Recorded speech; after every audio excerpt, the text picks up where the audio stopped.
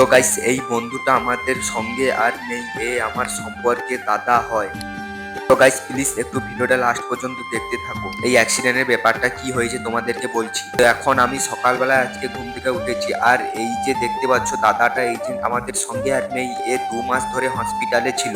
তোমরা যারা আমার আগের ভিডিওগুলো দেখেছো সেই ভিডিওগুলো হয়তো বলেছি অ্যাক্সিডেন্ট হয়েছিল, তাই জন্য আমার ওই দাদাটাকে এখন আমি দেখতে যাচ্ছি। এখন ও বাড়িতে এসেছে, কারণ ও কিন্তু আমাদের সঙ্গে আর নেই, ও পৃথিবী ছেড়ে চলে গেছে। এই যে তার কাছে এখন আমি চলে এসেছি, আর এদের বাড়িতে একটাই মাত্র ছেলে, সেই ছেলেটাই আজকে চলে গেল। আর গাইস তোমরা যারা বাইক চালাও একটু সাবধানে বাইক চালাবে। এই যে দাদাটাকে দেখতে পাচ্ছ, এই দাদাটা এখন আমাদের সঙ্গে আর নেই। এর মা বাবা প্রচন্ড পরিমাণে কান্নাকাটি করছে। দেখো তোমরা যারা বাইক চালাও হয়তো নিজেদের কিন্তু ভালো লাগে, কিন্তু ঘরের লোকের যে এখন কি অবস্থা হচ্ছে সেটা কিন্তু বলে বোঝানো যাবে না। যে দাদাটা বাইক নিয়ে অ্যাক্সিডেন্ট করেছে, মানে একাই পড়েছে, কিন্তু কাউকে ধাক্কা মারেনি, এর আর কোথাও আঘাত লাগেনি, শুধু ব্রেনে আঘাত লেগেছে। তাই জন্য তোমরা যারা বাইক চালাবে একটু হেলমেট টেলমেট পরে সেফটি হয়ে একটু বাইক চালাবে।